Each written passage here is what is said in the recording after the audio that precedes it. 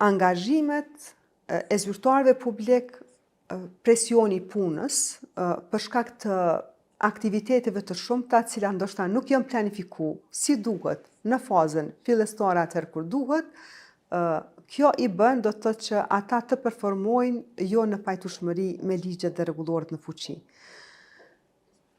A ka një administrata publike një program të vazhdueshëm profesional për zyrtarët publik? Është IKAP-i që ofron trajnime, po me atë sa kam njohuri, nuk ka një program do të thotë apo identifikim të nevojave të zyrtarëve publik e pastaj edhe zhvillimin profesional të vazhdueshëm.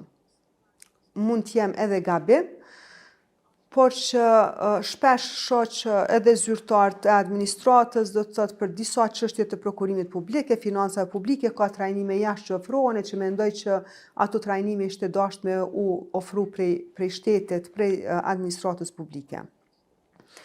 Në anën tjetër kemi edhe rolin e auditorëve të brendshëm. Tash ne kemi një mekanizëm i cili vlerëson funksionimin e sistemeve të kontrollit të brendshëm në kuadër të organizatës. Sa janë efikas? Efektiv? Ka njësi të auditimit të brendshëm, cilët janë profesionistë të fushës, janë të pavarur, kryejnë punën e tyre, japin rekomandime të mira, por që rekomandimet e tyre njësoj si ku rekomandimet e tona nuk merren parasysh. Niveli është paka shumë i njëjtë. Unë mund të them kështu në terma të përgjithshëm që ka mungesë të përgjegjësisë institucionale, do të thotë si shtet. Mu për faktin që nuk ka ndëshkueshmëri. Qysh du të më adresu kjo? Qenë se si problem s'po muja me zgjidh.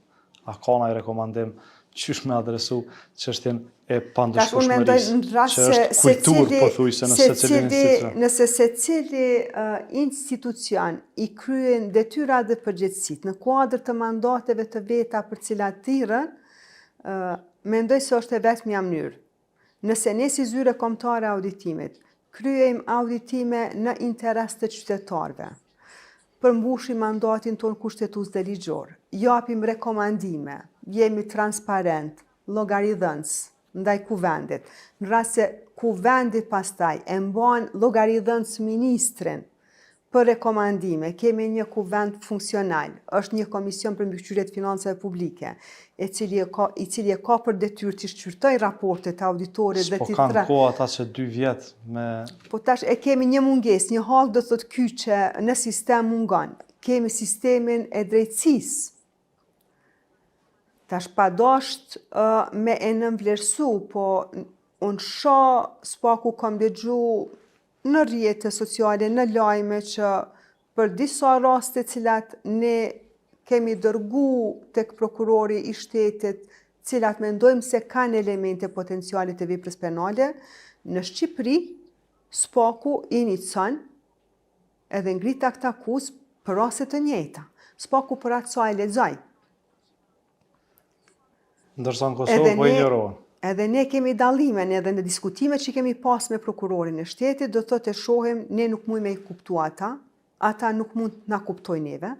Çka kanë ata? Për rastet që ne mendojmë, për rastet cilat ne mendojmë që janë bardhëzi, do të thotë që nuk kem asnjë dilemë, tash normal prokurori ka punën e tyre, ata kërkojnë dëshmi, është me dashje apo nuk është me dashje. Duhet më vërtetu dashje, po ato elemente masane i vërtetuan gjatë hetimit. Gjatë hetimit.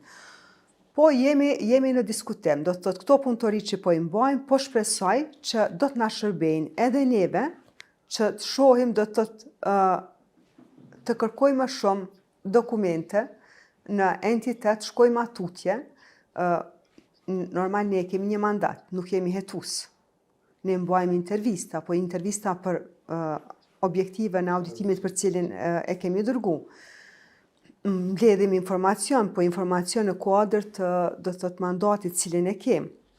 Po s'paku që mos dërgojmë raste cilat me të vërtet nuk kanë elemente të veprës penale, sepse nuk është qëllimi që ne dalim në media apo të thirremi se ne kemi dërguar më shumë se 500 raste tek prokurori i shtetit, nuk është ai qëllimi.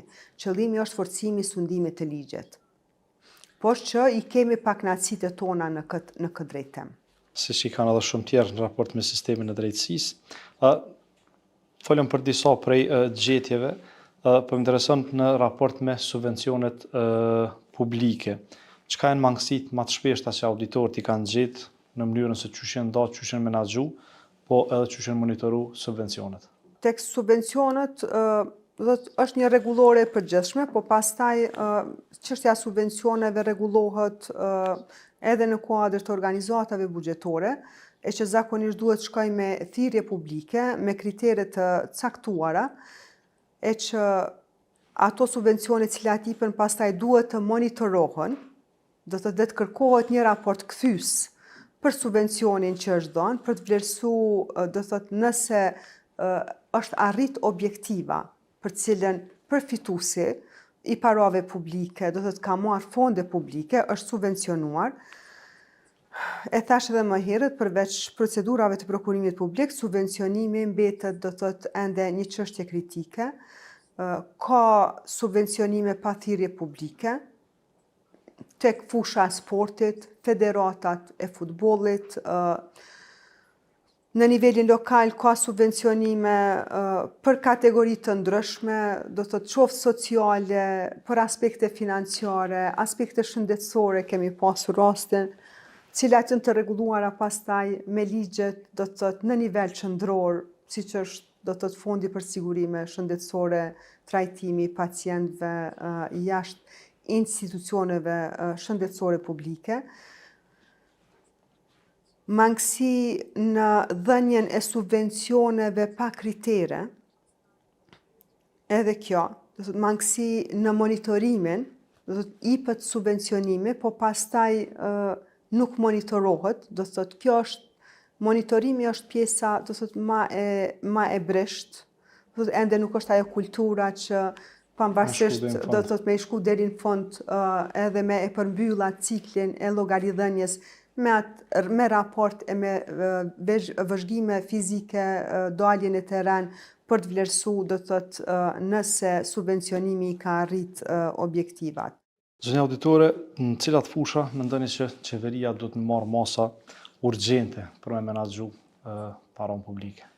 Qeveria ka vendosur, do thotë, është e thirrur Ministria e Financave nxjerr rregullat financiare për shpenzimin e paras publike, për fushat caktuara, për menaxhimin e pasurisë, çështjen e obligimeve. Nuk është përgjegjësi e secilit individ. Do thotë kryerja e detyrës publike e para është përgjegjësi e secilit zyrtar publik.